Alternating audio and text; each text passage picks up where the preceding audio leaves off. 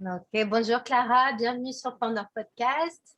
Alors, est-ce que tu Bonjour. pourrais te présenter pour les personnes qui vont nous voir ou nous écouter, s'il te plaît? Oui, alors moi je suis originaire de Lyon, j'habite à Lyon.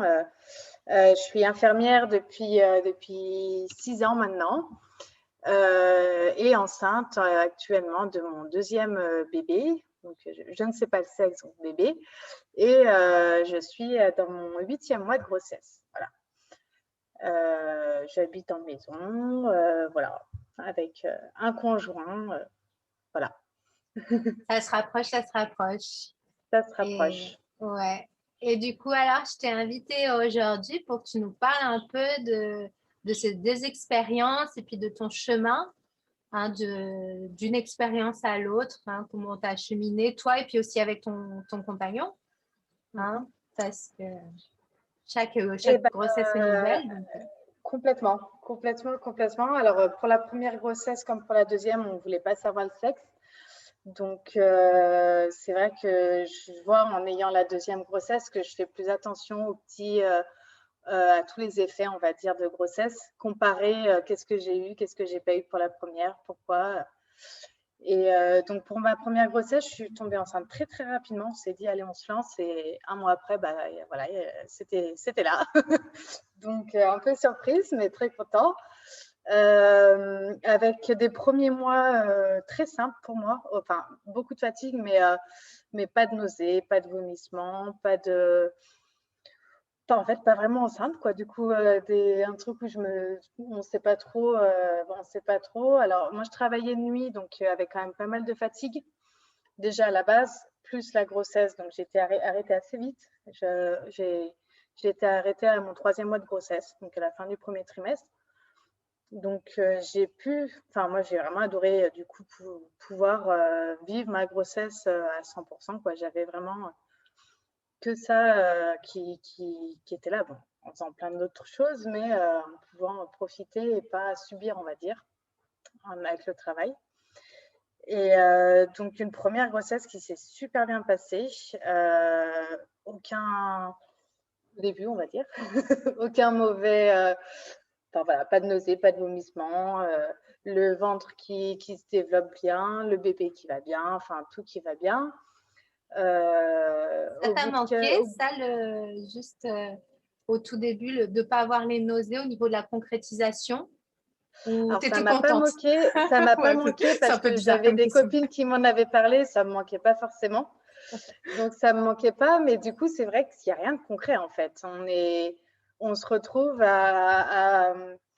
et puis en fait, j'ai été suivie par une sage-femme qui était, si ça va, je vous fais pas d'examen. Enfin voilà, je vais pas aller faire des toucher vaginaux, des choses comme ça. Je fais rien du tout. Si ça va, moi je vous laisse tranquille. Donc en fait, j'allais la voir. Ça va bien, oui. J'ai pris 1 kilo, ok. Et voilà. Et en fait, ça manque pas parce que on n'a pas envie d'avoir les nausées, mais qui est quand même un truc qui nous dise effectivement qu'on est enceinte. Parce que j'ai même pas fait la prise de sang, j'ai juste eu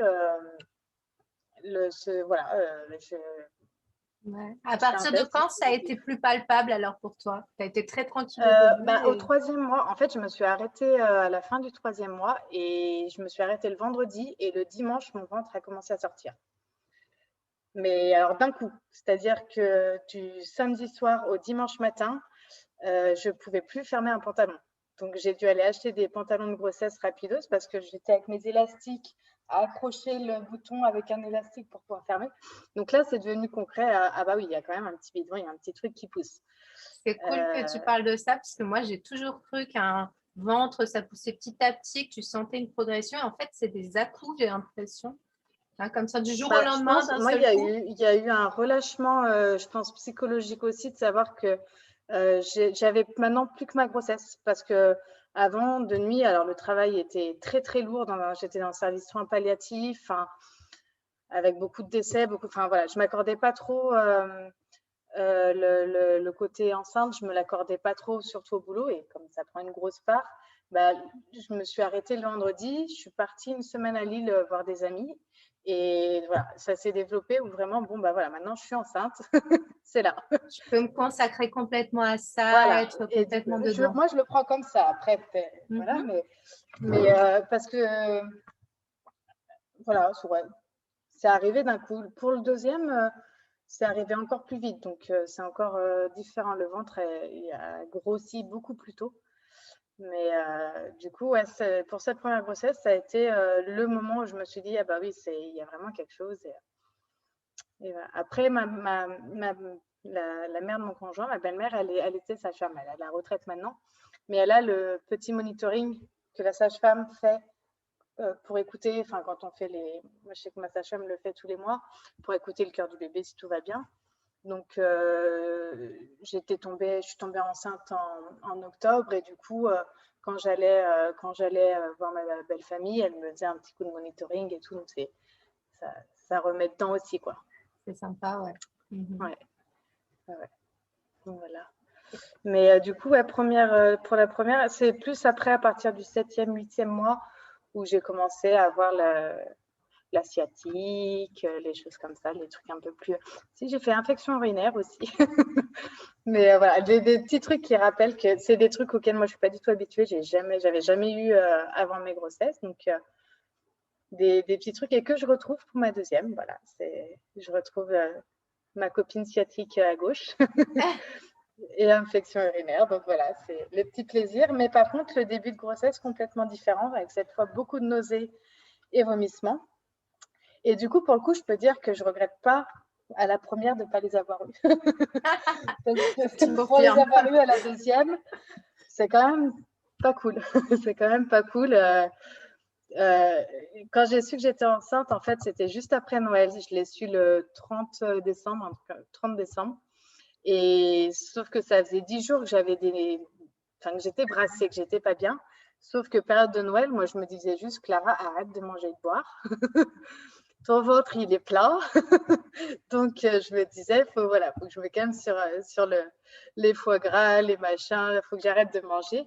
Sauf que, en fait, après, j'ai fait un test au bout d'un moment et je me suis dit, en fait, c'était peut-être pas que les repas de Noël. Et ça a duré 2 mois, mais vraiment où le soir, je m'endormais assise parce que allongée, j'avais l'impression que j'allais vomir. Enfin, j'avais vraiment des nausées. Et il n'y avait que assise que j'étais bien. Donc, pour le coup, moins cool. Moins cool le début. On a envie que ça s'arrête, quoi, du coup. Ouais. Et en plus, du coup, je me suis fait griller au boulot parce que j'ai vomi un soir au boulot en pensant être toute seule, en finissant à 20h. Je pensais que tout le monde était parti, sauf que le directeur de l'établissement était encore là et du coup, ma grille est en train de vomir. Et en période Covid, le vomissement, ça veut dire test PCR derrière. Donc, je leur ai annoncé que j'étais enceinte, que c'était pas la peine de me faire un test, que je savais d'où ça venait. Et du coup, ils l'ont su dès le premier mois, en fait, de ma grossesse. Ce qui n'est pas plus mal dans mon boulot, parce que ça justifiait aussi que Un arrêt, derrière, non, pas un arrêt, mais du coup, quand il y avait des résidents, parce que je travaillais en EHPAD, quand des résidents étaient au sol ou qu'il fallait porter quelqu'un de très lourd, j'y allais pas, quoi. Du coup, voilà, mes collègues ont bien compris que tout ce qui est de porter un résident de 90 kilos, j'allais pas le faire pendant quelques temps, quoi. il y a eu une adaptation au niveau de ton boulot, alors. Au niveau de mon boulot, c'est surtout par rapport à ça. C'est quand il y avait des chutes ou porter vraiment des résidents très lourds, ils me demandaient plus, enfin, ils me disaient même eux, tu fais pas, point. Et voilà. Après, pour tous les autres soins, je le faisais et il y a l'adaptation. Enfin, ils donnent, je crois qu'on a le droit à, moi j'avais le droit à 50 minutes par jour en moins au bout du 3e mois. Donc, ça dépend après des boulots, mais moi, il me l'accordait. Donc, c'est vrai que ça, c'était pas mal. On se sent bien au bout d'un certain temps. Ça fait du bien de partir une petite heure plus tôt. C'est cool. Et surtout quand il y a le premier enfant qui est là. Parce que pour le coup, quand on rentre du boulot, on ne se sent pas. Donc, c'est pas mal de pouvoir rentrer un peu plus tôt. Ouais, tu m'étonnes. Et tu as quand même été là, tu travailles plus, bien sûr. Non, j'étais arrêtée assez tôt aussi, à la fin du 4e mois. À la fin du 4e mois. Ouais. En fait, ce qui se passait aussi, c'est qu'il y a eu pas mal de cas Covid. et que moi, je disais que je refusais de rentrer dans une chambre avec un résident Covid en étant enceinte. En plus, je suis asthmatique. Enfin, voilà, on ne savait pas trop à ce moment-là qu'est-ce que ça faisait vraiment sur un fœtus, sur une femme enceinte. En étant asthmatique, enfin, j'avais pas envie de prendre de risques. Et du coup, par contre, là-dessus, le directeur, enfin, et mes cadres ont complètement compris. Enfin, il n'y a pas eu du tout de justification à donner, mais du coup, je me suis fait arrêter 2 semaines, le temps de l'isolement des personnes, revenir, repartir parce qu'il y a quelqu'un d'autre. Enfin, puis pour mes collègues, c'est pas cool d'être là parce qu'au début, ils me disaient, bah, tu rentres pas dans les chambres Covid. La personne fait une décompensation, je vais pas dire, bah non. Ma collègue verra à 10 heures en arrivant. Enfin, donc voilà. Donc je me suis arrêtée assez tôt et ça a été très bien compris. Et du coup, j'ai pu quand même aussi bien vivre ma grossesse, me reposer parce que pour le coup, le premier, je fais la nounou. Donc, les journées, je suis libre, on va dire.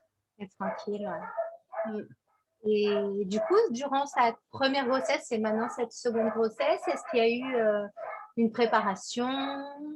Est-ce qu'il y a un Alors, bah, il y a le avez... classique, hein, la préparation à l'accouchement. Hein, avec, moi, je faisais à chaque fois, c'est avec la sage-femme qui me suit.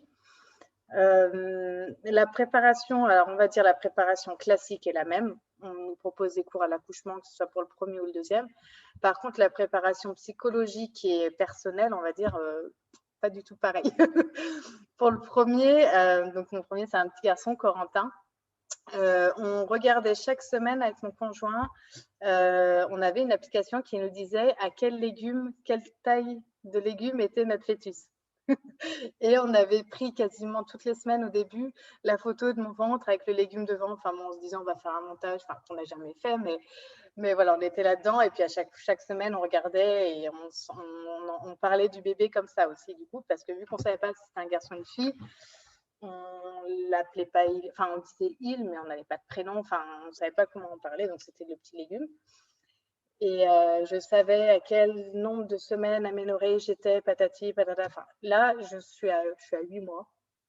Je suis à 8 mois et demi. La chambre n'est absolument pas prête. Les meubles sont encore rangés, les vêtements sont pas. Enfin, voilà. Donc, c'est beaucoup plus cool, on va dire. C'est beaucoup plus.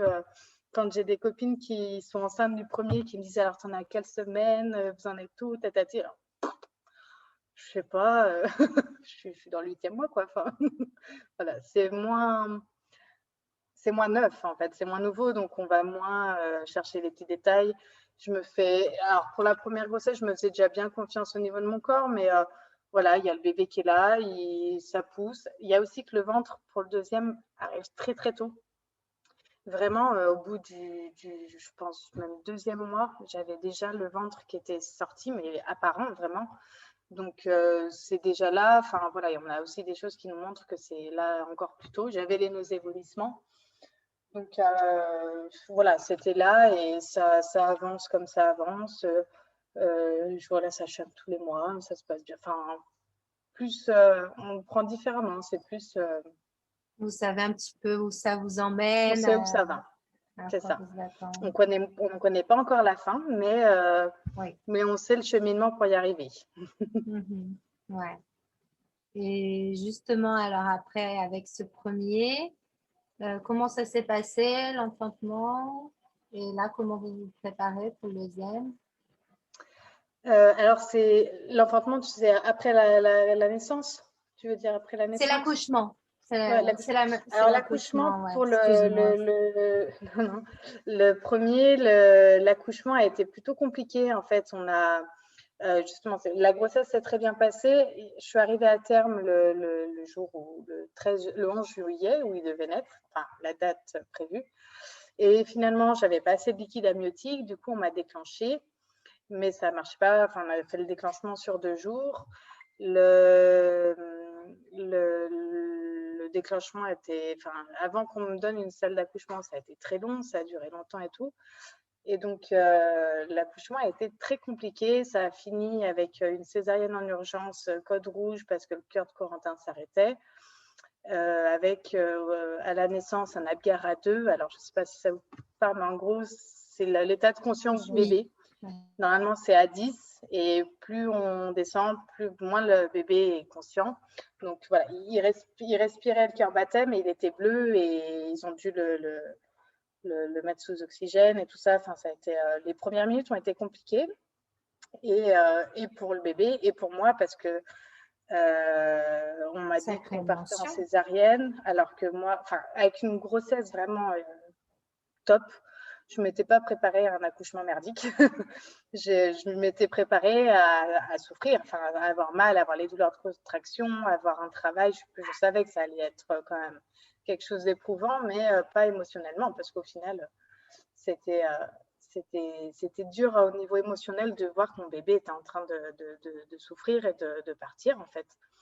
Et du coup, l'accouchement était très, très compliqué. J'ai mis beaucoup de temps avant d'en parler, même avec mon conjoint. Il est né en juillet. La première fois qu'on en a parlé, c'était en janvier. Donc, il y a eu pas mal de mois où on parlait pas enfin, je ne parlais pas de l'accouchement. La cicatrice, je ne regardais pas la cicatrice. Enfin, voilà, il y a un truc où c'était assez compliqué d'accepter ce. Puis avec beaucoup de décisions qui ont été prises où je demandais de pas faire et on me disait bah, de toute façon c'est comme ça, c'est le protocole, donc je suis, mais où au final j'avais pas envie. Donc ce qui peut aussi amener à avoir un accouchement difficile quand on fait des choses qu'on n'a pas envie. Et du coup, Tu avais le choix, ouais. Tu penses que tu aurais pu si tu avais été mieux informée et ben après je saurais jamais parce Oui, que je saurais jamais comment ça se serait passé, mais le déclenchement par exemple, je sais que pour mon deuxième, si on me déclenche, il faut me donner autre que le liquide amniotique est juste en dessous de la moyenne.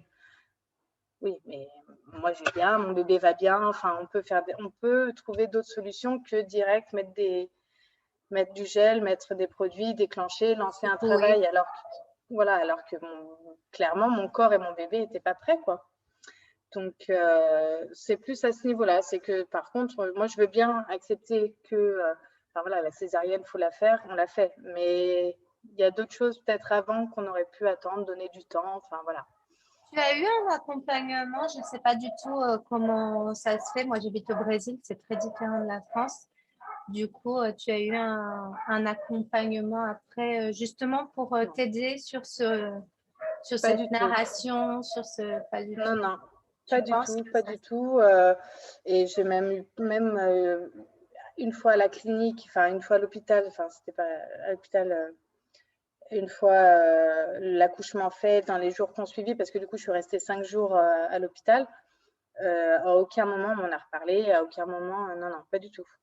Et même après, enfin, je ne cherchais pas à en parler non plus, mais personne m'a parlé de tout ce qui s'était passé, non, non, non. Tu penses que Et ça on serait a, quelque chose d'important pour pour pour les la mamans, mère ouais, d'avoir quelqu'un, ouais, une psychologue ou ouais. bref, en tout cas quelqu'un qui puisse, Qui avec puisse, à qui en douceur et parler, ouais. Après, délicatesse, je sais pas si, je pense que dans les premiers jours après l'accouchement, quand j'étais encore à l'hôpital, on m'en aurait parlé, j'aurais dit, bah non. Enfin, je pense qu'à ce moment-là, j'étais pas encore dans la capacité de voir que j'avais quand même eu un truc qui m'avait choquée et que j'étais pas bien avec ça. Parce que j'étais, par contre, mon bébé après allait bien, enfin voilà, tout allait bien après et du coup, je me rendais pas compte à quel point ça m'avait touchée. C'est après en y réfléchissant, en me disant, c'est vrai qu'on est au mois de janvier, j'en parle pour la première fois. J'ai perdu beaucoup de cheveux, j'ai fait des grosses pertes de cheveux, des pelades et tout. Les médecins, pareil, me parlaient de choc émotionnel. Je me suis dit, ouais, bon, il y avait peut-être quand même, ouais, il y a peut-être un truc quand même. il y a peut-être un truc. Donc c'est là où tu as Ouais. commencé un peu à ouvrir la parole là-dessus Ouais, avec ton compagnon en à premier. en parler avec mon compagnon, à en parler avec ma belle-mère, ma mère, enfin avec des gens quand même assez proches, principalement des femmes qui du coup connaissent un peu le processus, on va dire.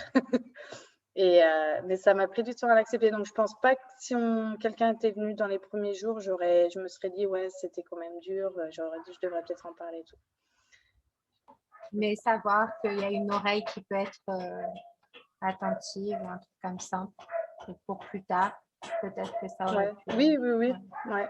ouais, ouais, ouais, ouais. Et du coup, pour ce deuxième, Comment tu vois les choses? Alors, pour ce deuxième, j'appréhende pas trop l'accouchement parce que justement, en fait, pour le premier, la surprise, ça a été aussi que je m'attendais pas à avoir tout ça. Enfin, je n'imaginais pas césarienne, je n'imaginais pas problème à la naissance pour le bébé. Alors que là, clairement, je suis au courant. Et du coup, alors on a fait les choses différemment. On a déménagé entre-temps, donc on avait le choix entre retourner à l'hôpital où on était ou aller à un autre hôpital. Enfin, c'est les deux hôpitaux publics les plus proches de là où on habite. Donc, soit à Lyon, soit à Villefranche. Et du coup, on s'est dit, on va plutôt aller à Villefranche parce que je me sentais pas de retourner au même endroit. Enfin, voilà, donc c'est une façon aussi de faire un nouvel accouchement, une nouvelle préparation et où du coup, on repart sur autre chose, quoi. Voilà. Donc, je vais voir qu'est-ce qu'eux proposent. Vous avez écrit un plan de naissance, vous avez visité les Projet de lieux. naissance, ouais. Projet de naissance, on l'a commencé. Et je vois l'obstétricienne à l'hôpital demain pour la première fois. Jusque-là, j'étais suivie avec la sage-femme et à partir de ce mois-ci, c'est l'hôpital qui prend le relais. Donc, j'avais fait un projet de naissance que j'avais montré à ma sage-femme, écrit un peu les idées comme ça et tout. Donc là, je l'ai retapé hier et elle l'écrit en essayant de faire un truc coordonné. Mais en fait, c'est surtout, on a bien noté, enfin, le truc principal avec mon conjoint qu'on se dit pour la naissance, ce coup-ci, c'est qu'on veut de la communication, en fait. On veut être au courant de qu'est-ce qui est fait, pourquoi, justifier. Voilà, qu'on sache où on va et que surtout, qu'on prenne les décisions avec l'équipe. Enfin, voilà, qu'on ne nous impose pas les choses, que mon conjoint puisse rester au maximum parce que lui s'est retrouvé pour le premier, pour Corentin, il s'est retrouvé, je suis partie en césarienne, il s'est retrouvé tout seul en salle d'ac. Voilà, on lui a dit, il y a un souci, on part en césarienne et lui s'est retrouvé dans la salle. Et en lui disant, on vient vous chercher dans 10 minutes, on sort le bébé, on vient vous chercher, comme ça vous pouvez voir le bébé, votre femme le verra un peu plus tard, tant qu'on referme, qu'elle se réveille, enfin voilà, elle verra un peu après. Et en fait, on lui avait parlé de 10 minutes, ça a duré 1 heure. Donc, 1 heure à pas savoir, en fait, à bien comprendre qu'il y a un souci, mais à pas savoir lequel. Enfin, voilà, est-ce que c'est la maman, est-ce que c'est le bébé, est-ce que c'est les deux, est-ce que...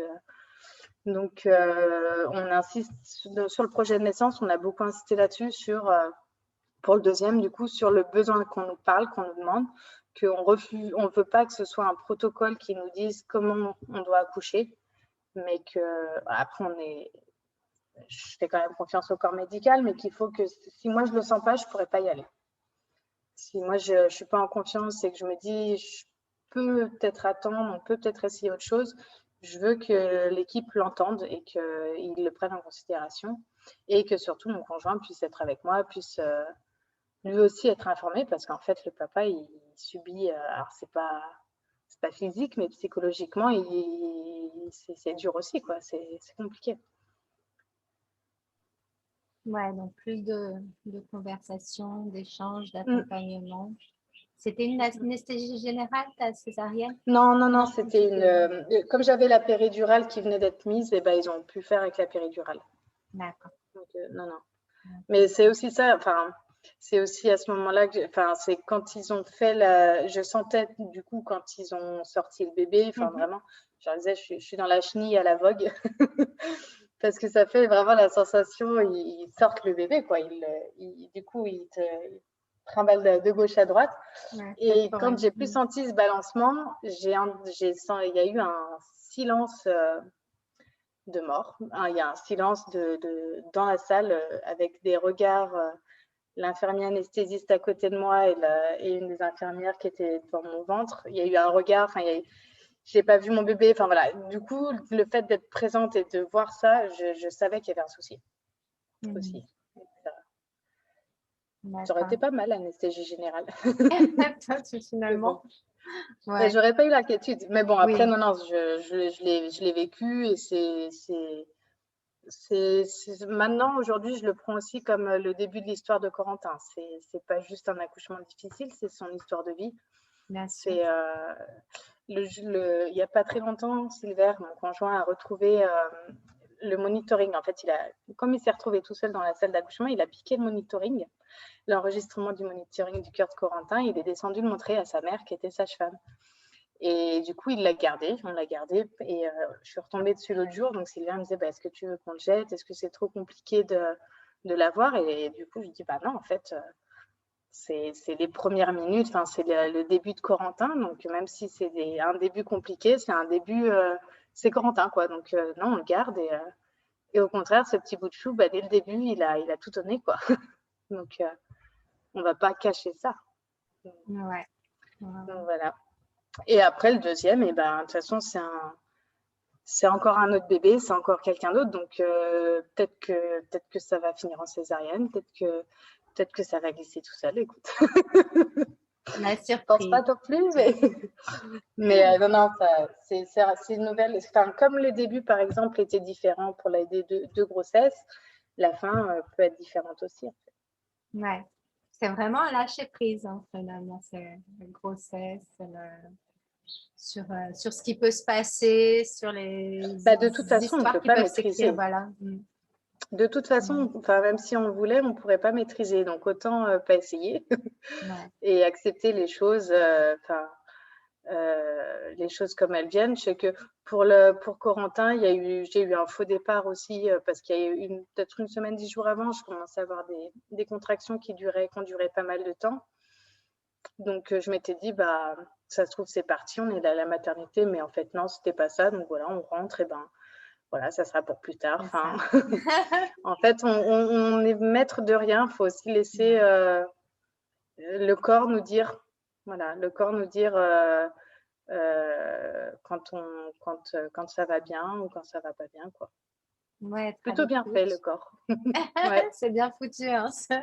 Ouais, Je me disais ça hier. C'est bien foutu aussi, la grossesse, 9 mois, ça te permet de te préparer vraiment autant psychologiquement et physiquement aussi, ouais. Non, bien foutu. Ouais. Et puis c'est pas mal, on doit le faire à deux. Faut être deux pour faire un bébé. C'est vrai que moi, après, chacun a son histoire, mais je trouve ça magique de le vivre à deux.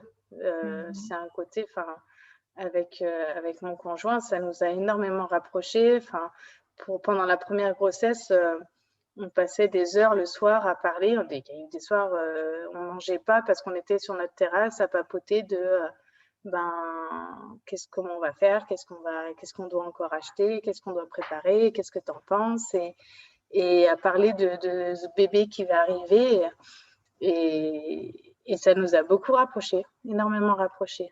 Ouais, cette intégration de ton compagnon, de ton conjoint, elle s'est fait vraiment naturellement. Ah, il s'est impliqué à fond. Ah oui.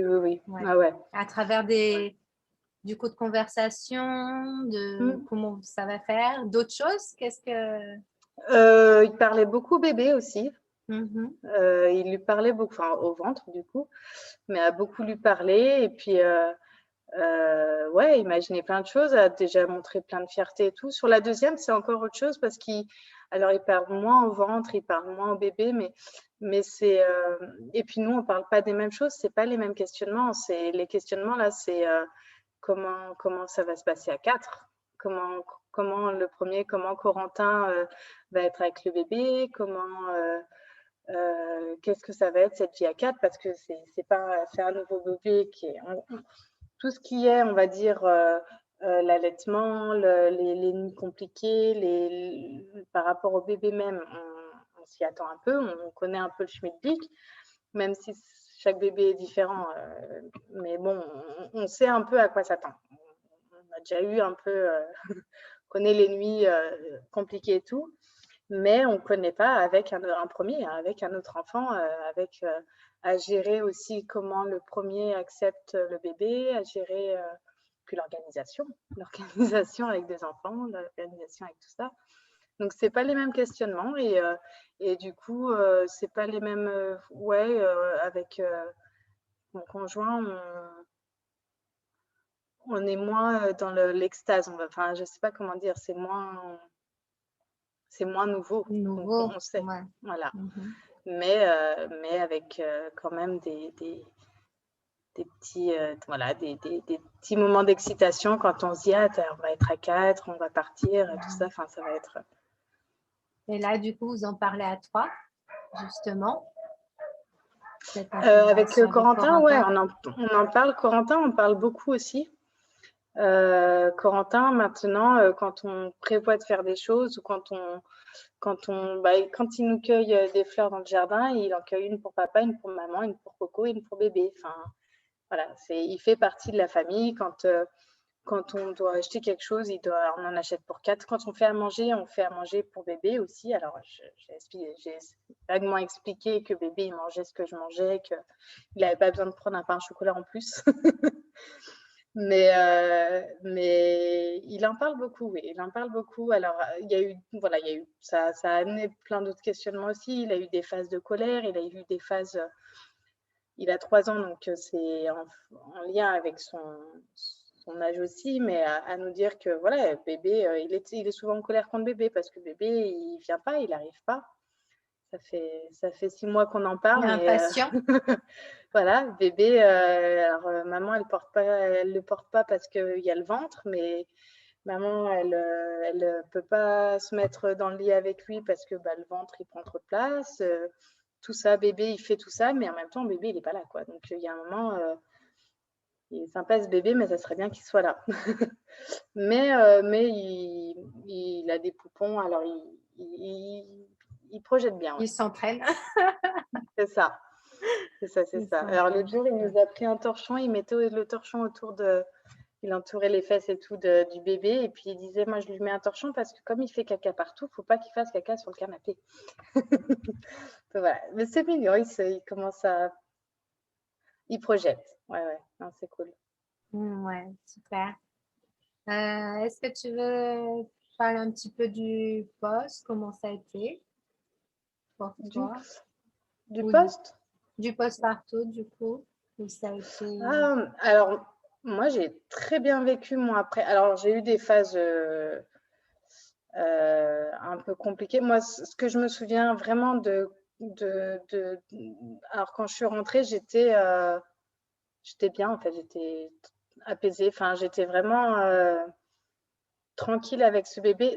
Un bébé qui était quand même aussi très tranquille. Hein, il a pas fait il dormait super bien, donc je pouvais me faire beaucoup de siestes la journée. Tout le monde m'avait dit il faut bien dormir, donc j'essayais vraiment au max dès qu'il dormait de dormir aussi. Donc au final, ma mère a travaillé à côté, donc passait assez régulièrement en me disant allez là tu vas te coucher, tu vas dormir 1 heure. Moi quand je revenais de mon heure de sieste, elle m'avait fait à manger et tout. Enfin voilà, c'est quand même super bien d'être accompagnée. Mais du coup, elles vivent quand même assez sereinement, sauf je me souviens des pics de croissance. Alors ça, on m'en avait pas parlé. Alors j'en parle à toutes mes copines pour, pour leur dire fais gaffe, fais gaffe. Surtout quand on allaite, parce que moi, je sais que j'ai allaité pendant 6 mois et c'est vraiment ces pics de croissance qui arrivent alors, il me semble que c'est à 3 semaines, 6 semaines et 3 mois, où le bébé a un pic de croissance, donc mange énormément. Et du coup, je me suis retrouvée pendant… Alors moi, ça a duré qu'une journée. Il paraît que ça peut durer au moins 4-5 jours. Donc, je suis très contente que ça n'ait pas duré autant. Mais où le bébé tète toutes les demi-heures. Enfin, moi, il tétait une demi-heure. J'avais une demi-heure pour me reposer. Il retétait une demi-heure pour me reposer. Il retétait une demi-heure. Et ça a duré 24 heures.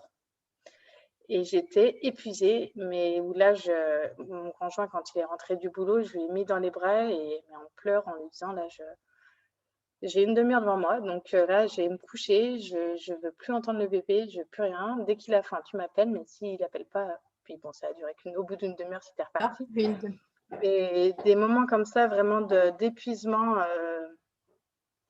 j'avais vraiment ce moment d'épuisement. Après, le reste, je l'ai plutôt… on oublie en fait, on oublie assez vite à quel point on était fatigué, mais après, j'avais un bébé qui était vraiment super… très détendu, qui mangeait, qui s'endormait super facilement et pas dans les bras, qui dormait dans son lit. Donc, une fois qu'il dormait, je le mettais dans son lit. Alors, je laissais le lit dans le salon pour l'avoir vers moi et j'avais toujours un peu un œil dessus. Mais du coup, je pouvais après, une fois qu'il dormait, je savais que je pouvais aller me prendre une petite douche ou ou me reposer ou manger un bout. Enfin, j'avais quand même du temps tranquille. Et du coup, ça s'est fait plutôt bien. Plutôt... J'avais beaucoup de monde qui venait me voir. Enfin, j'ai eu pas mal de familles, tout ça, qui venaient à la maison. Donc, avec des moments aussi où ben, je pouvais laisser le bébé. Enfin, voilà, les gens venaient. Mais très bienveillants. Enfin, où les gens me disaient, bah, est-ce que tu veux, voilà, je passe cet après-midi, est-ce que tu veux que je te ramène, que je te fasse une course? Est-ce que tu veux que je te ramène un truc à boire? Est-ce que tu as une envie particulière? Ou voilà, les amis de mes parents, quand ils venaient, c'était, Donner bah, un coup écoute, de main. voilà, donner un coup de main, prends-toi un quart d'heure, va te prendre une bonne douche, va te faire un bon truc. J'adore les douches, ça me faisait trop du bien. Mais parce que on oublie vite au bout d'un moment le sentiment de propreté quand on se fait régurgiter dessus toute la journée, que, que c'est, voilà. Donc du coup, des fois, en fait, on se rend pas compte, mais on a besoin d'une douche. Et effectivement, quand la personne vient et dit, va te détendre un quart d'heure, et ça fait du bien. Et c'est vrai que moi, du coup, c'est des trucs que j'essaye de faire avec mes copines qui vont être mamans et de leur dire, bah, si tu veux, je passe. Je sais que je faisais ça avant, bon, avant d'être enceinte, donc je le faisais un peu naturellement, mais j'avais une amie qui avait eu un enfant et qui était où je disais, vas-y, je passe, et puis tu vas juste dormir ou juste, voilà, tu fais ce que tu veux. Si tu as envie d'aller te balader dehors, tu vas te balader dehors. Si tu as envie de te prendre, je sais pas, tu fais ce que tu veux, mais tu oublies ton bébé pendant un quart d'heure. Et c'est long, un quart d'heure. On se dit un quart d'heure, c'est rien, mais quand on est H24 avec son bébé au début, se prendre un quart d'heure, faut que tu déconnectes, ça fait du bien et après, on est content de le retrouver. Du coup, ouais, vraiment, tu trouves que c'est important cette présence auprès de la maman après Ouais, pour ouais, ouais, ouais. l'accompagner, Mm, mm, mm. pour la soutenir, Ah ouais, ouais. Je me la souviens, bienveillance autour d'elle. ouais, c'est important. C'est important, même si une maman, enfin, va pas forcément le vouloir ou va pas le réclamer, ça fait du bien. Et juste de savoir qu'on peut, même à la limite, demander. Enfin, je sais que moi, mes parents ou mes beaux-parents, tout ça, si on leur disait, est-ce que tu peux venir là demain, ça va pas et tout. Et ben, voilà, je l'ai jamais fait, mais je savais que je pouvais le faire. Et c'est aussi apaisant de savoir qu'on peut avoir quelqu'un pour prendre le relais si on ne le sent pas, en fait. S'il y a un moment où ça devient trop dur, parce qu'il y a forcément des moments où c'est dur, hein. Alors nous, on l'a vu plus tard avec Corentin, parce qu'il y a eu des fois où c'était compliqué, où il dormait très mal la nuit, ou des choses comme ça, et où on était épuisé, et où le besoin de passer le relais, en fait. Et ça fait du bien, en plus, après, du coup, on est mieux, et on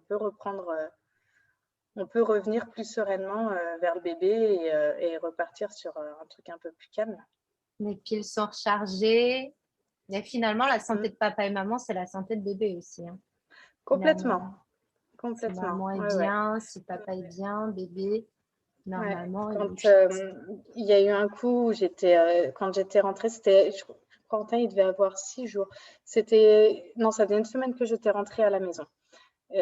Pendant la première semaine, j'étais pas trop sortie. Alors, c'était pleine canicule, il faisait super chaud. Je pouvais pas mettre l'écharpe de portage, je la supportais pas. Et, et je pouvais pas porter la poussette avec la césarienne. Enfin bon, du coup, je sortais quasiment, enfin, je sortais pas. Et Silver était rentré du boulot un soir en me disant, bon Clara, là on sort, on prend bébé, on va sur les berges. J'habite à côté il y a des berges, les berges du Rhône où il y a des péniches, on peut boire des coups, tout ça. Et du coup, il m'a dit, allez, on prend Corentin, on met la poussette, on va se faire une balade un quart d'heure, pas longtemps parce que de toute façon, je pouvais pas marcher très longtemps. J'avais mal avec la cicatrice. Et du coup, on est allé se poser à une terrasse, boire un Perrier et juste être dehors, voir du monde. Et après, on est rentré. Enfin, ça a duré au final une petite heure. Et j'étais épuisée le soir, ça m'avait vidé, mais j'étais bien, quoi. Ça m'avait détendue, ça m'avait fait respirer autre chose, voir du monde, voir d'autres gens et tout. C'était trop cool. Et des petites attentions comme ça du papa qui montrent que bah, il voit qu'il y a un moment, il faut qu'il prenne le relais et qu'il fasse avec nous, en fait. Mm, mm, mm. Ouais. Bah, écoute, super. Tu nous as raconté plein de choses. C'est super riche. Je voulais voir comme ça va presque faire une heure, je pense. Le temps De passe. quoi? Ça va faire quoi? Je dis presque une heure, peut-être. Ah Hein. oui, d'accord. Ouais, Ah je ouais. pense, je crois. Oula. Mais du coup, je voulais voir si tu voulais un peu finaliser. Voilà, si tu avais un petit quelque chose pour la fin, voilà, que tu voulais partager ou un Bah, moi, ce conseil que je dis ou en général voilà. à toutes mes copines, enfin, quand voilà, il y a des gens qui m'annoncent les grossesses, enfin, des gens assez proches quand même, parce qu'on ne peut pas donner non plus dire des choses à n'importe qui, parce qu'il y a un moment, les gens n'ont pas forcément envie d'écouter, d'entendre. Mais moi, voilà, quand j'en parle de la grossesse, j'essaye à chaque fois de faire comprendre qu'il faut s'écouter, il faut que en fait le corps est ouf et que si on est un peu tranquille avec ce qu'on vit, on vit des choses de ouf parce qu'on prend du poids, on a un truc qui bouge dans le bide, on a des boutons qui apparaissent, on a des infections urinaires, enfin, on a plein de trucs qu'on ne connaît pas et qu'on ne sait pas pourquoi, mais où au final, tout arrive et ça finit par.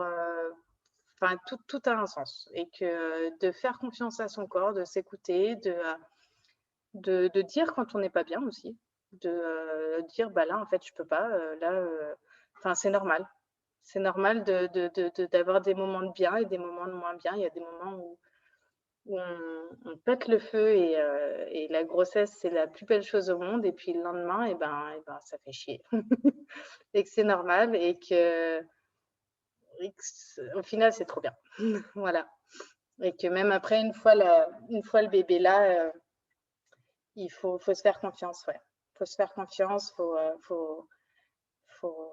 En général, moi, je sais que dès que j'avais un truc où je me disais, ah, peut-être j'aurais peut-être dû tenter ça parce qu'il a mal ou il se met dans cette position et que je ne m'écoutais pas parce que je me disais, mais non, c'est pas forcément. Et ben, il se trouvait que si, en fait, quand je tente, bah, ça marche. Et quand je me dis que mon bébé, il me montre peut-être quelque chose, et ben effectivement, il me montrait quelque chose et que en l'écoutant et en s'écoutant, même avec le papa, vraiment en étant bien en osmose, bah, c'est bien. Ça donne des belles choses. Bébé, même s'il parle pas, entre guillemets, il communique quand même des choses. Et Énormément. si on est à Énormément. Si on l'écoute, écoute un peu, ouais. Mm. C'est pas facile toujours de décrypter, mais en général, il donne des indices, ouais. Ouais. Ouais. Bah, Mm, mm. super. Et bah, écoute, j'ai une petite question traditionnelle de fin. Ouais, C'est du portrait chinois. C'est ouais. oh, bah, aujourd'hui, est-ce que si tu étais une fleur, quelle fleur tu serais? Euh, je Et suis si tu veux dire pourquoi? Si j'étais une fleur, quelle fleur je serais? Je suis très rose en ce moment. Les roses roses. Le rose Je rose. suis ouais, pas rouge, pas blanche, hein, des roses roses, je sais pas pourquoi. J'en ai dans mon jardin et en ce moment, dès que mon bouquet est fané, j'en refais un autre. Ah, trop chouette. Moi, j'en ai aussi rose rose, mais là, ils sont pas encore en fleurs. Ça va arriver. Eh ben super. Eh ben écoute, je te dis un grand merci pour ce partage. Bah, avec plaisir, Voilà. avec plaisir. Et puis, bah, au plaisir, peut-être. Hein. Ouais, ça marche. Ciao, ciao. Ciao.